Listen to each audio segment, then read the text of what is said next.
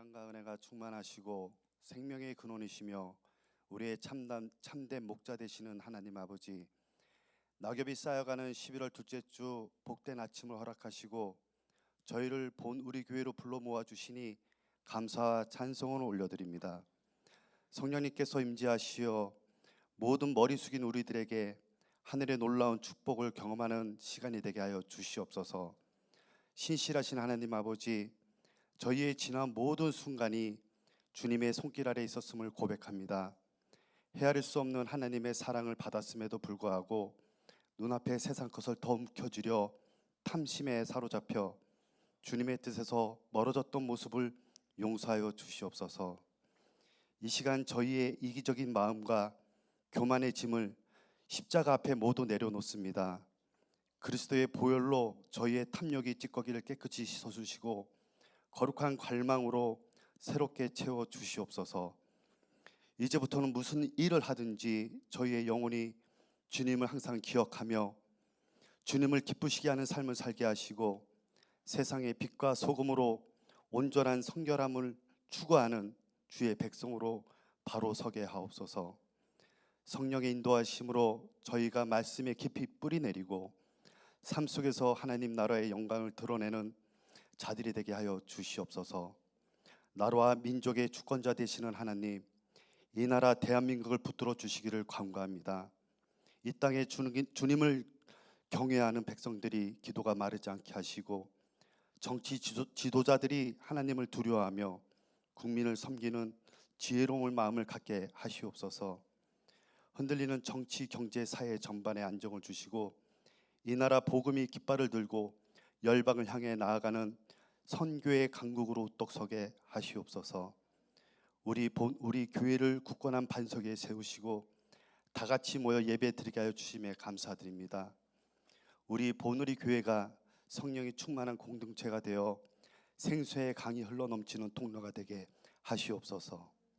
복음을 증거하고 사랑을 실천하는 사역이 풍성한 결실을 맺어 주님께 영광 돌리게 하시고 모든 성도들이 천국 복음을 심는 헌신된 일꾼이 되게 하옵소서. 위로자 되시는 하나님 아버지, 건강과 물질, 직장과 자녀의 문제로 인해 눈물의 골짜기를 지나고 있는 성도들을 주님께서 찾아가 주시옵소서. 그들이 무거운 마음을 아시오니 말씀과 성령의 뜨거운 위로로 상한 심령을 안아주시고 새 힘을 얻게 하옵소서.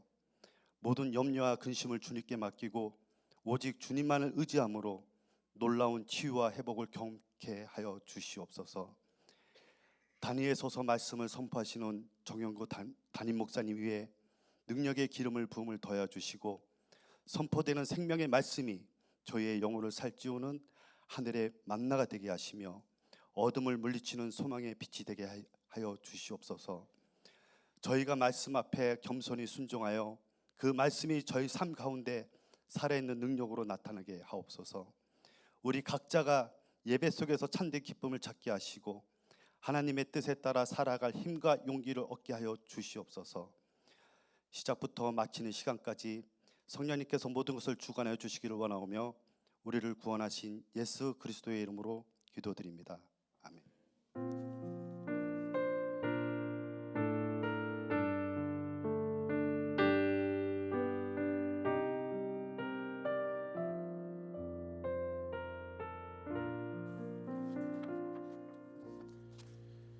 네, 오늘 함께 나눌 말씀은 고린도전서 3장 10절에서부터 17절까지의 말씀입니다. 고린도전서 3장 10절에서부터 17절까지의 말씀.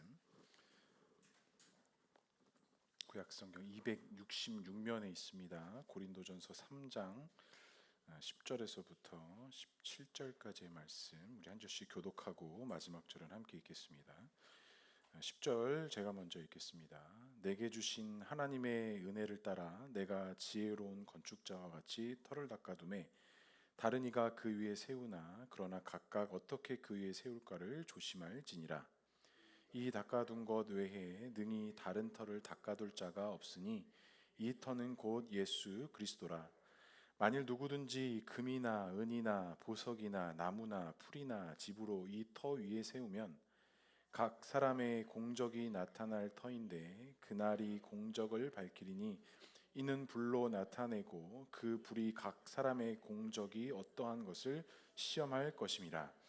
만일 누구든지 그 위에 세운 공적이 그대로 있으면 상을 받고 누구든지 그 공적이 불타면 해를 받으리니 그러나 자신은 구원을 받되 불 가운데서 받는 것 같으니라. 너희는 너희가 하나님의 성전인 것과 하나님의 성령이 너희 안에 계시는 것을 알지 못하느냐. 함께 읽겠습니다. 누구든지 하나님의 성전을 더럽히면 하나님이 그 사람을 멸시하리라. 하나님의 성전은 거룩하니 너희도 그러하니라. 아멘. 오늘도 말씀과 기도에 재려놓으신 성도님들을 사랑하고 축복합니다. 오늘도 본문의 말씀을 통해서 성령이 거하시는 거룩한 성전이라는 제목으로 함께 말씀을 나누고자 합니다. 우리 앞에 자고 계신 성도님들과 함께 인사 나누겠습니다. 사랑합니다. 축복합니다. 네, 지난 주간 또 잘 지내셨습니까? 네, 오늘 말씀을 통해서 또 함께 은혜 나누기를 소망합니다. 우리가 인생을 살아가면서 모든 부분이 중요하고 강조되어지지만 우리가 다 알고 있는 것처럼 기초가 중요하다라는 걸 다 알고 있어요. 그러니까 이 기본과 기초를 어떻게 하느냐에 따라서 그 과정과 그 결과가 상당히 다 달라진다라는 거예요. 하지만 모두가 절실히 느끼는 게 뭐예요? 이 기초와 기본이 잘 돼 있지 않은 채 가다 보면 시간, 돈, 수많은 것들이 다시 더 많이 투자가 되어져야 된다는 것을 더 알 수가 있습니다. 이보다 더 중요한 것이 있다면 이 기초와 기본이라는 것도 때가 있다라는 거예요. 이 때를 놓치고 기초와 기본을 다시 하려면 그것만큼 또 어려운 것이 사실은 없습니다. 이런 인간이 살아가면서 모든 일의 기초가 기본이 중요한 것처럼 이 개인의 신앙, 교회에 있어서도 사실은 이 기본과 기초를 어떻게 하느냐가 사실은 너무 중요하다라는 거예요. 그 기초 위에 무엇을 쌓고 무엇을 하느냐에 따라서 그 과정의 모습, 그 결과의 종착점이 참 달라진다라는 것입니다. 교회가 가장 이와 같이 우리가 함께 적용할 수 있습니다. 이 믿음과 신앙에도 이 기본과 기초라는 게 있어요. 그리고 이 기본과 기초라는 것에 어떻게 쌓아 올라가느냐에 따라서 그 방향과 그 결과, 그 믿음의 열매들이 사실은 많이 달라진다라는 거예요. 그래서 우리 보누리 교회가 1년 전에 시작을 하면서 저 역시도 많은 고민들이 있었어요. 이 교회가 시작이 되면서 어떤 기초와 어떤 기본들을 다져야 될까?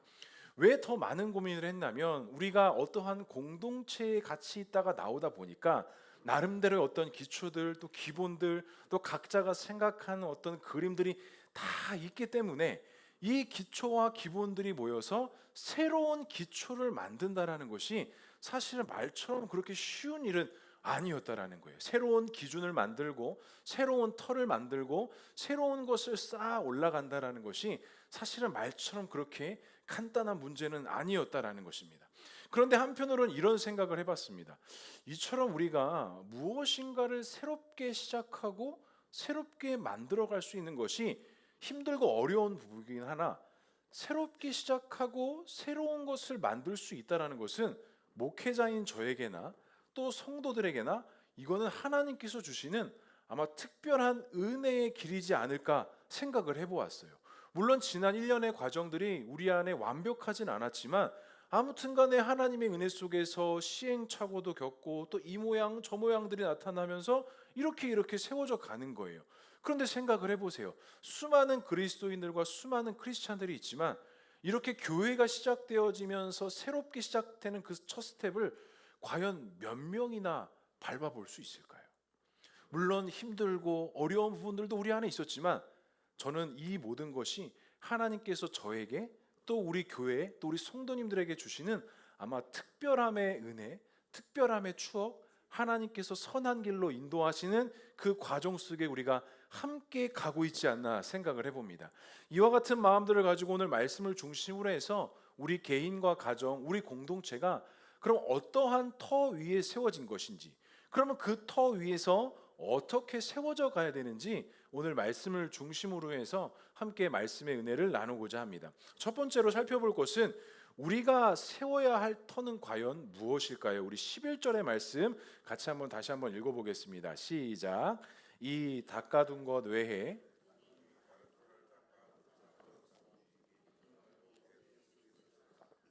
바울은 고린도 교회를 세우고 복음을 통해서 공동체를 세운 장본인입니다.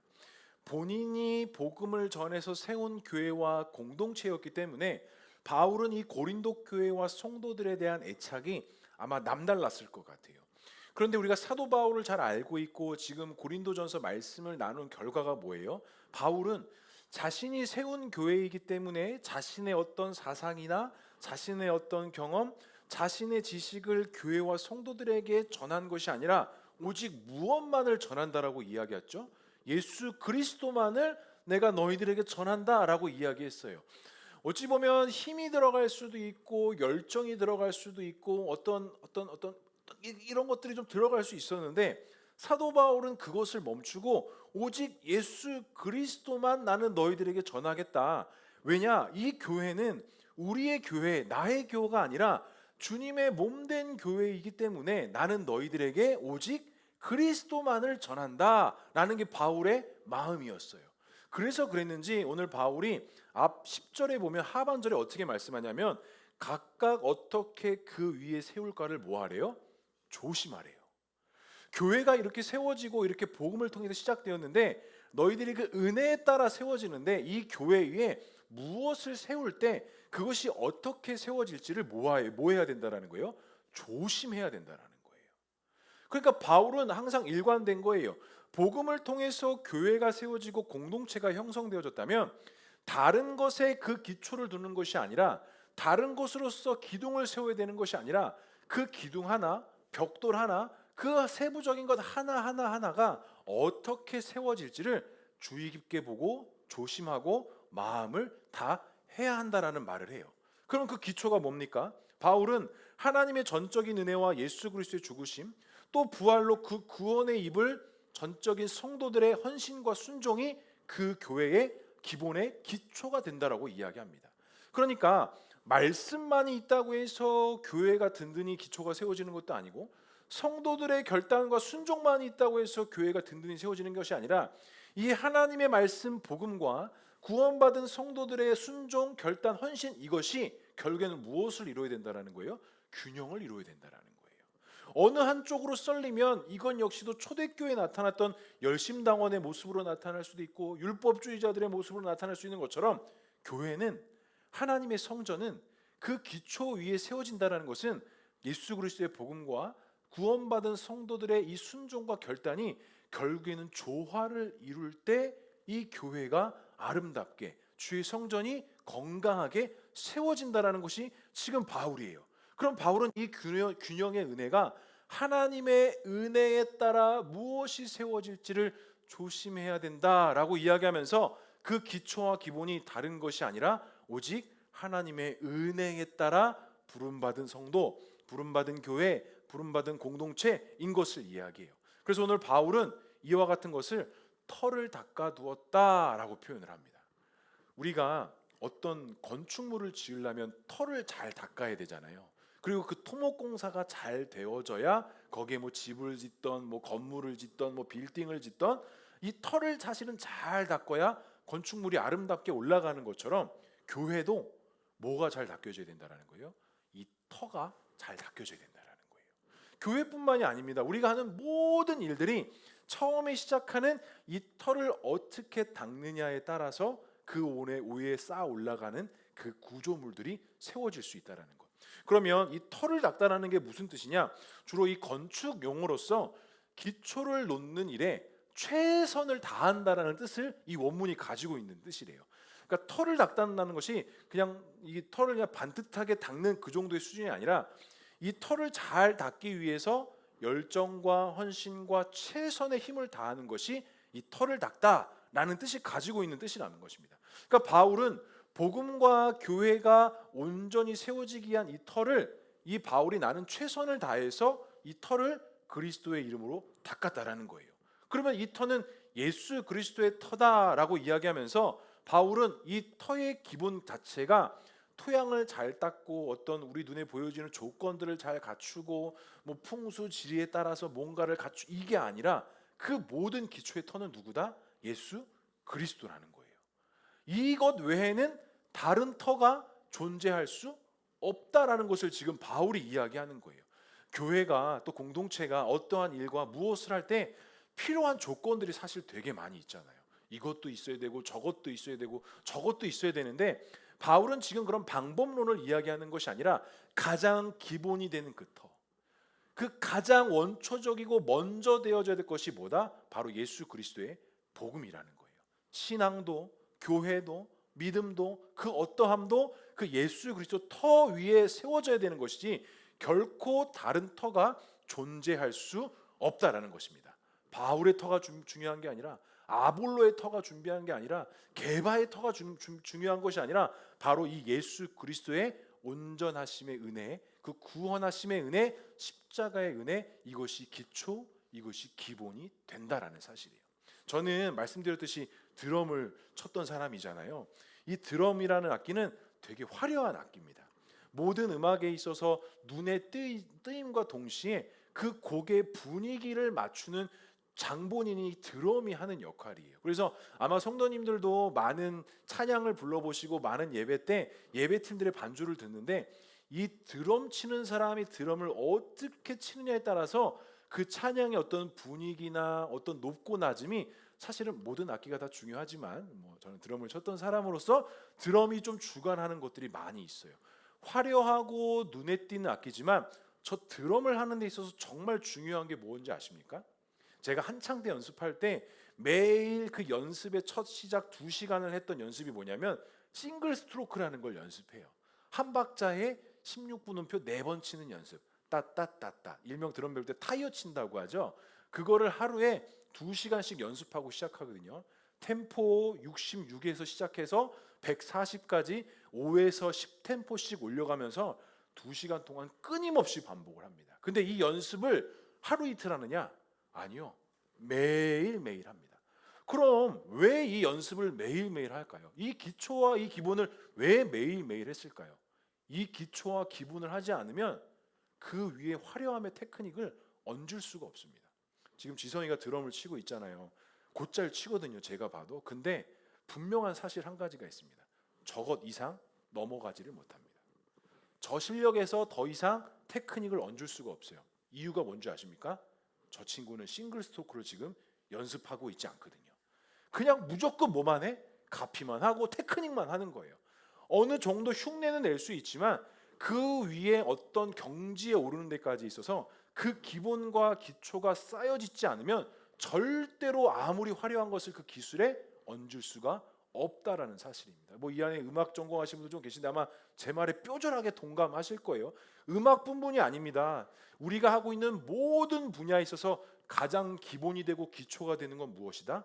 바로 그 처음 해야 될 그 기본적인 것들.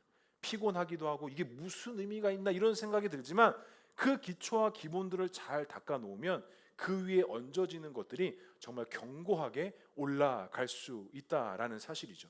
사랑하는 성도 여러분, 지금 여러분들은 어떤 터 위에 세워가고 계십니까?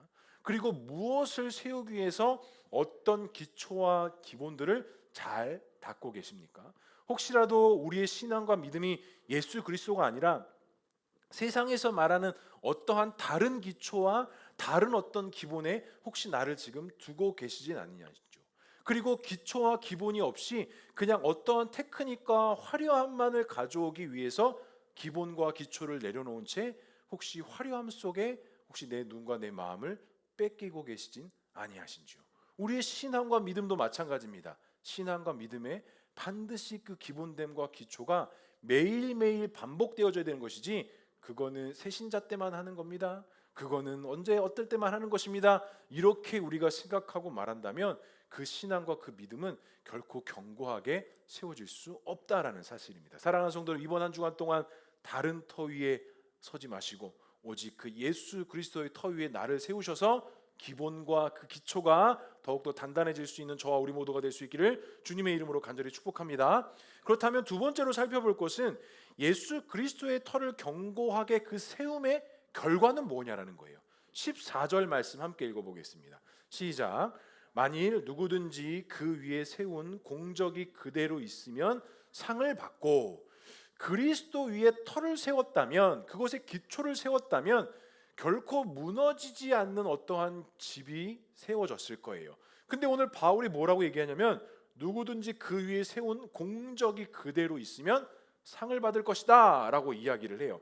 그렇다면 반대로 그 위에 공적이 남아있지 않는다면 하나님이 주시는 은혜와 축복이 뭐한다라는 거예요? 없을 수도 있다라는 사실이에요. 왜 바울이 이런 이야기를 했느냐? 12절 말씀에 보면 이렇게 말해요. 만일 누구든지 금이나 은이나 보석이나 나무나 풀이나 짚으로 이 터 위에 세우면, 말씀이에요. 그러니까 그리스도의 터 위에 우리는 금, 은, 보석, 나무, 집, 이런 것들을 통해서 기초를 세우고 집을 세우고 세워 나간다라는 거예요. 그런데 이렇게 집을 세웠어요. 근데 이렇게 집을 세웠을 때 그 다음에 무슨 일이 있습니까? 13절에 보니까 각 사람의 공적이 나타날 터인데, 그러니까 그 결과가 나타날 터인데, 그날에 공적을 밝히리니 이는 불로 나타내고 그 불이 각 사람의 공적이 어떠한 것을 시험할 것이다 라고 이야기해요. 그러니까 기초 위에 어떠한 재료들을 써서 우리가 공적이 나타날 것인데, 불이 나타나기도 하고 바람이 불기도 하고 어떠한 외부적인 환경 속에서 무엇인가 이것을 흔드는 것들이 나타날 것인데, 그러면서 14절에 뭐예요? 만일 누구든지 그 위에 세운 공적이 남아 있으면 하나님의 상을 받는다라는 거예요. 그러니까 터 위에 우리가 어떠한 집을 세워져 갈 것인데, 그것이 무엇이든지 간에 불을 견디고 바람을 견디고 역경을 견디고 무엇이 견뎌지고 남는 것에 대해서 남아 있으면 하나님의 상급이 있다라는 거예요. 그러면 남아 있기 위해선 조건이 뭐예요? 튼튼한 터가 있어야 됩니다. 그리고 그 터 위에 세워지는 재료들이 견고해야 돼요. 그것이 금이든 그것이 은이든 그것이 보석이든 그것이 나무든 짚이든 무엇이든지 간에 그 재료가 아주 좋은 재료들이어야 바람이 불던 불이 나던 없어지지 아니할 것들로 세워진다라는 겁니다. 제가 이번 주에도 이제 다큐 3일과 극한직업, 제가 좋아하는 프로들 또 이렇게 막 찾아봐요. 막 찾아봅니다. 근데 이번 주는 그 썸네일 하나에 한옥 철거팀 이렇게 있는 거예요. 그래서 야, 무슨 또 한옥에 철거팀이 있냐 이렇게 또 클릭해봤죠. 근데 보통 건물을 철거하려면 그냥 포크레인이 와서 그냥 한 3-4번 툭툭 치면 되잖아요. 근데 한옥집은 그렇게 철거를 안 해요. 한 3-4명이 와가지고 이렇게 철거를 하는데 다들 경력이 막 20년 되신 분들이에요. 아니 무슨 한옥집을 철거하는 경력이 20년이나 필요할까? 궁금해서 쭉 봤어요. 기와를 걷어내고 지붕에 있는 진흙을 걷어내고 딱 걷어내니까 나무의 석가래, 그 다음에 어떤 기둥들, 그 다음에 그 대들보 이게 딱 드러나더라고. 그러면서 왜 철거를 이렇게 합니까? 물어봤더니 그 집이 1930년도에 지어진 집이래요. 그러니까 지금 시간이 거의 100년 가까이 흘렸잖아요. 근데 그 철거하는 사람들이 하는 말이 이 나무가 아주 고가로 팔립니다 그러는 거예요. 왜 고가로 팔려? 아니 100년 된 그 나무들이 왜 고가로 팔려? 물어봤더니 완벽하게 건조가 되었기 때문에 이 나무는 다른 건축물을 사용하는 데 있어서 아주 중요한 재료가 된다라는 거예요.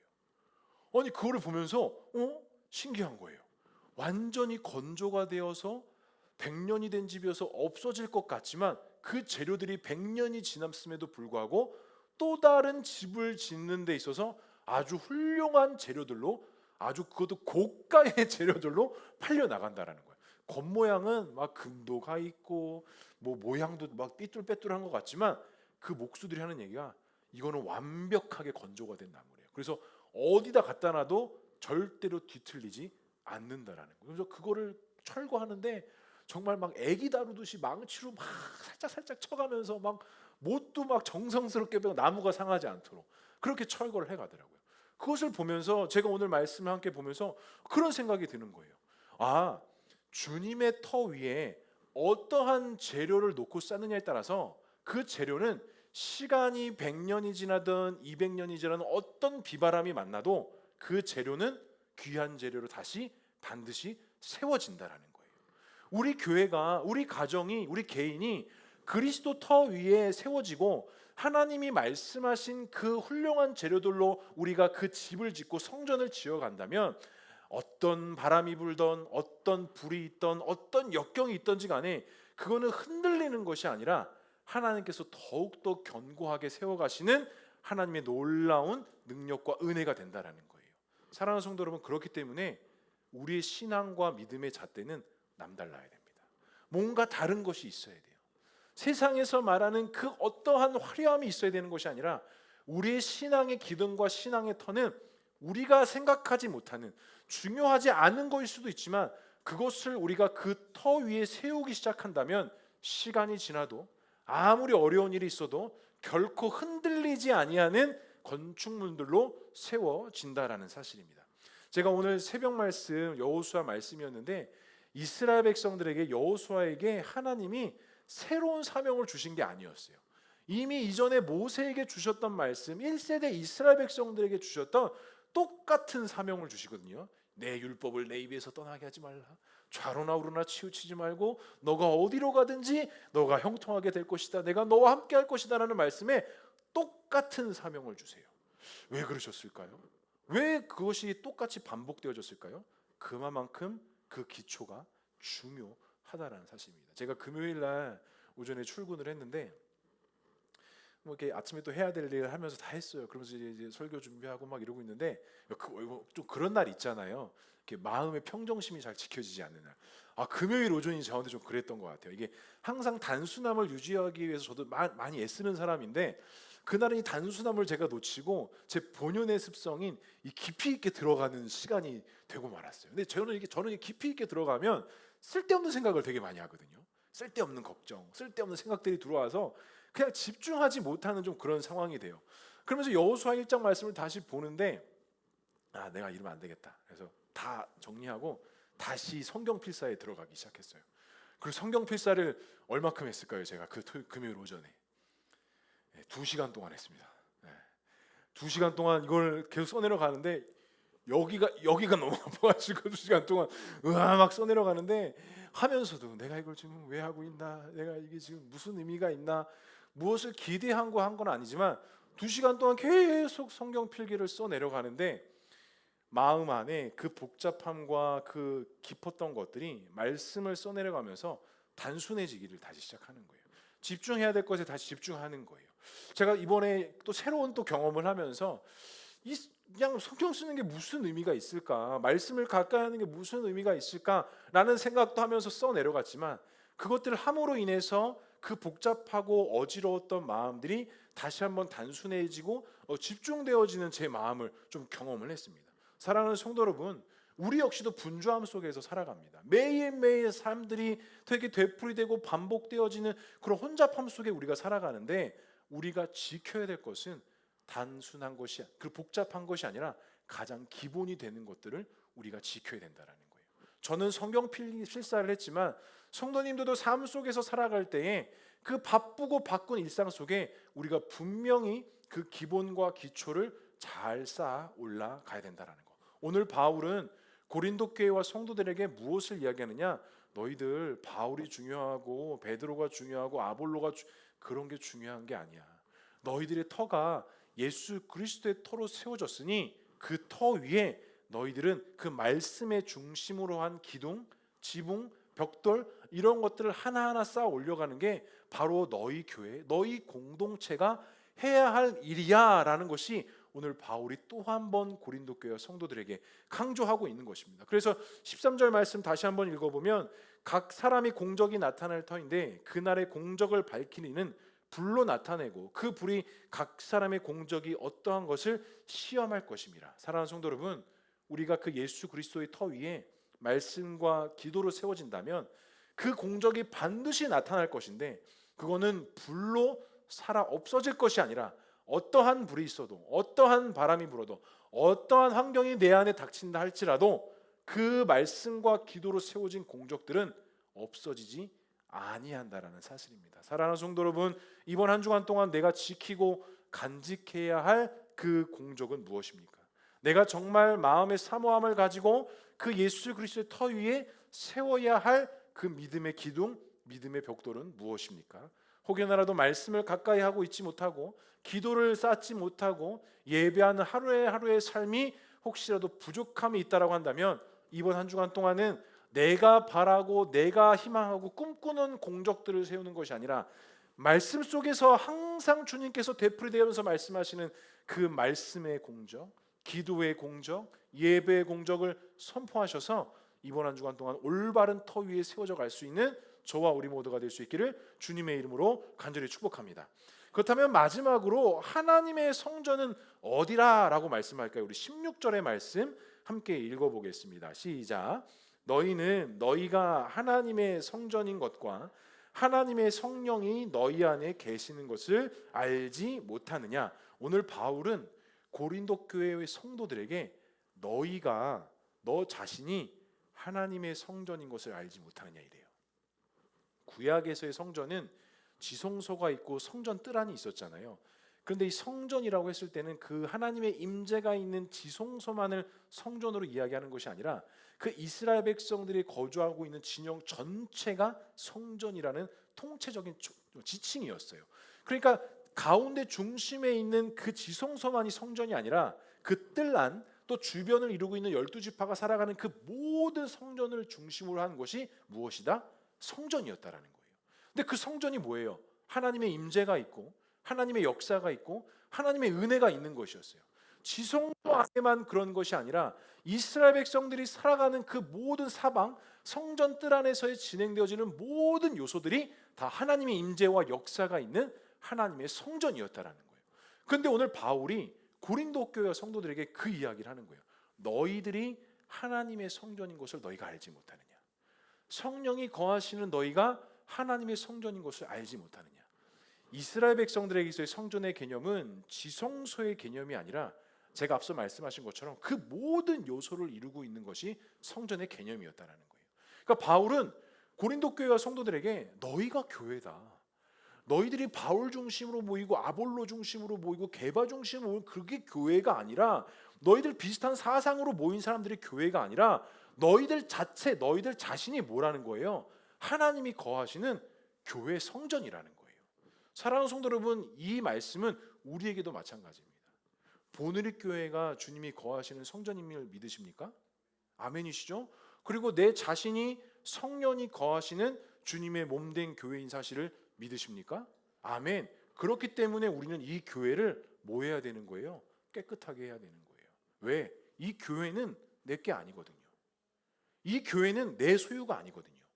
이 교회는 성령이 거하시는 하나님의 교회이기 때문에 우리의 육신을, 우리의 삶을, 우리의 모든 것들을 깨끗하게 해야 된다는 거예요.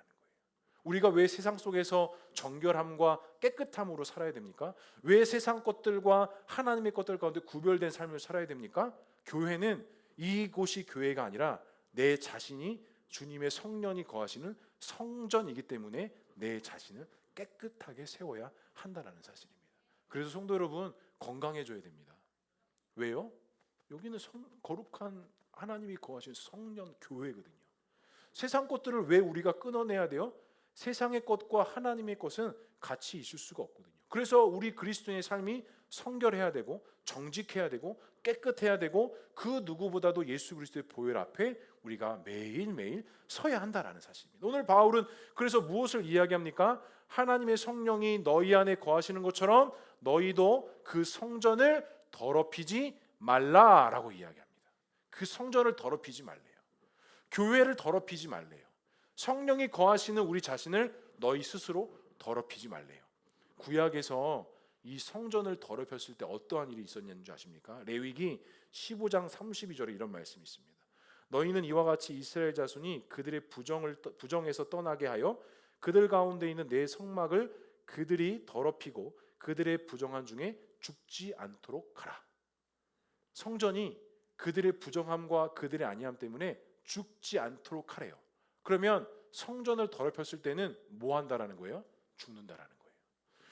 민수기 19장 20절에는 이런 말씀이 있습니다. 사람이 부정하고 자신을 정결하게 하지 아니하면 여호와의 성소를 더럽힘이니 그러므로 회중 가운데서 끊어질 것이라.